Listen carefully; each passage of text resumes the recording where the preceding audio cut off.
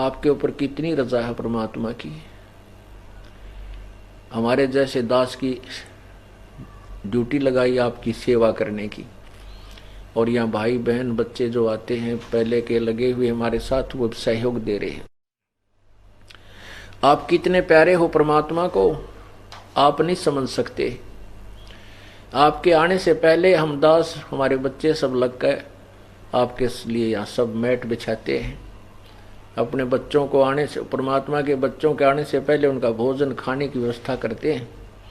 सर्दी के अंदर आपके लिए बिस्तरों की व्यवस्था परमात्मा करवाता है, और फिर अपने बच्चों को रजाई उड़वा के, खाने खूने तो खूब छका के रजाई उड़ा कर बिठा देता है, और फिर अमृत वर्षा करवाता है। पहले हम बालक से थे जब सांग देखने जाया करते, गामा में सांग होया करता, तो क्या अच्छी यही सर्दी का मौसम, और एक पतला सा खेस कंबल होता है, जैसे कंबल टाइप सा, उसने खेस बोला है, वो खेस ओढ़ लिया करते। और सभी तक ऐसा ही व्यवस्था थी, एक आधा वैसे को रजाई ले जाता, नहीं तो इससे बूंदे पाड़े में, और कति नो रेत का वहाँ जहाँ गधे बैठा करते वहाँ बैठते जाकर न, और वो खेस में कभी जाडा लगे जाता, कभी जाड़ी बाजे जाती, बैठे रहते सारी रात, उसके मुंह का नहीं देखे जाते, इसी बूंदी तक बूंदी वो बातें कहते बुरी से बुरी, और सारी रात वहाँ बैठे रहते, और फिर दिन में काम करते, धंधा ना करते घर के गड़े। तो हम उसको लगातार कई रात्रि देखा करते थे, और कभी भी नो नहीं अपन माती चिक तड़क ना चले, कल फिर चलेंगे, और वहां कुछ लेना देना था। और यहां तो आपको ऐसे परमात्मा कितने प्यार से रखते हैं, और यहां भी जो नहीं आ सकते वो कति कर्महीन है, और जो यहां पहुंच रहे हैं वो पुण्य आत्माएं हैं, क्योंकि यहां वो पहुंचते हैं जिनके हृदय में तड़फ है और सच्ची पुकार है परमात्मा के दरबार में। हे भगवान, आपके बच्चे को कुछ दिन जमानत करवा लो, 2-3 दिन की, जिसी कृपा हो आपकी, क्योंकि हम काल की जेल में हैं, और काल की जेल में हमारे को ये सजा मिली है धंधे करने की, ये हमारी ड्यूटी लगी है। अब वो नागा नहीं हो सकती, वो करनी पड़ेगी, हमारे बस की बात नहीं, चाहे वो किसी तरह से काल ने हमारे को बांधा है, पर बांध रखा है। तो उस काम से, वैसे ये काम करते करते हमारी मृत्यु हो जाए।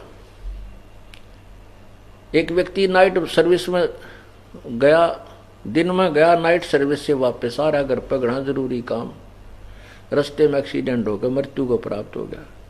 जब तो उसको इतना भी टाइम नहीं था कि रात काट लो सवेरा आ जाऊं, नहीं तो काम बिगड़ जाएगा, रात ना नहीं पहुंचाता है, और घर तक पहुंचा नहीं, उससे का काम बिगड़ गया। अब कहने का भावदास का ये नहीं है कि नाइट सर्विस में ना चलो, आओ जाओ मत, नहीं।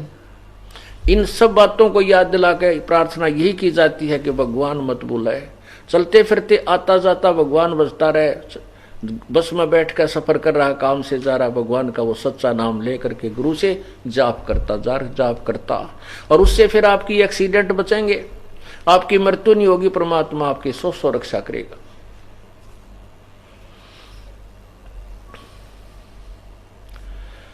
तो इसलिए परमात्मा की महिमा को प्रेम से सुनो। कई तो मैं देखता हूं क्यों अच्छा बढ़िया भोजन परमात्मा के दरबार का, और यहाँ आने के बाद कोई चिंता रहती नहीं, केवल मालिक याद रहे ऐसे। और शाम के समय देखता हूं कि खा के दड़ी पकाएगा, दारू अच्छा छक्का खा के और ला के ओढ़ कर जाइए, नो करें जाएगा, बता के फायदा फिर यहाँ आने का। यार सोन खातर आया था, और उनको भी जगाने के लिए भगत हमारे सेवक बाण बेटी बच्चे घूमते रहते, रहो जाग जा तू, सुन ले थोड़ी बहुत देर। बताओ, यह ड्यूटी भी हमने करनी पड़ा इसे निर्वाह के लिए। खुद जो है ना, इतना सचेत होना चाहिए कि एक शब्द भी काना ते टलना जा मालिक की वाणी का। तो इसलिए आपको, आप ध्यानपूर्वक इसको सुनो, बहुत मेहर है परमात्मा की आप पे। तो आपको उस परमेश्वर की महिमा सुनाते हैं कि परमात्मा कबीर जी सारी सृष्टि के रचनहार, वो स्वयं आकर के हमें ये सच्चा ज्ञान प्रचार करते हैं, सच्चा ज्ञान देते हैं।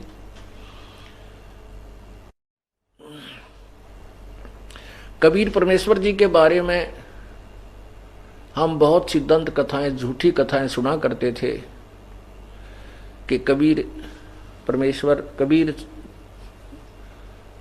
तक कहाँ क्या करते कबीर भगत, फिर कवि कहा करते कबीर। कहते हैं कबीर जी का जो है उत्पत्ति कैसे हुई, क्या बताया करते थे, क्या लिखा करते थे वो नालायक, कि एक विधवा ब्राह्मणी थी और उसको गर्भ रह गया। वो शर्म के मारे उसको कहीं डाल आई। एक नीरू नीमा नाम के दुल्हा दंपत्ति ने वह मिल गए, उनका पालन पोषण कर दिया। अरे कम से कम इसे ज्योतिषी हो तुम हो कि ऐसे हुआ है, तो कम से कम उस ब्राह्मणी का नाम, उसके पति का नाम, मृत का, उसके माँ बाप का कोई ठिकाना स्थान दौर लिख देते। ये बकवाद गणंत मतलब है, क्योंकि ये अनजान थ्योरी सिद्धांत उन्होंने मान रखा है कि बिना माता पिता के कोई जन्म नहीं हो सकता। अरे भगवान पता नहीं क्या कर दे।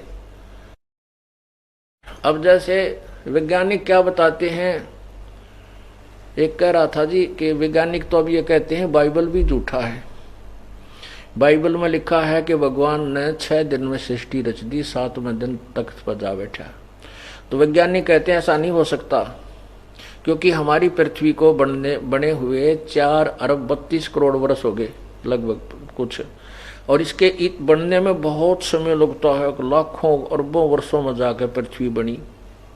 पुण्यात्मा और परमात्मा के पास सारी पावर है। अब जैसे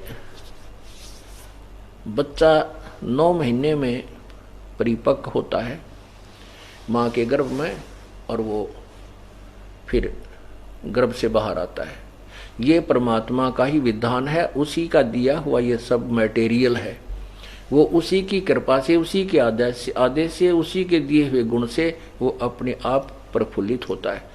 जैसे एक तोरी का बीज, घिया का बीज छोटा सा होता है, उसको मिट्टी में बीज दिया जाता है, उससे पौधा बनता है, बेल ऊपर आती है, और फिर इतनी लंबी लंबी घिया लगती है, सी मोटी मोटी, और उनमें बीज होता है। तो ये सब परमात्मा की ही लीला है। उसने ये भी विधान बना रखा है, ऐसे भी होगा। और परमात्मा चाहते 1 मिनट में अपने वचन से भी उत्पन्न कर सकता है।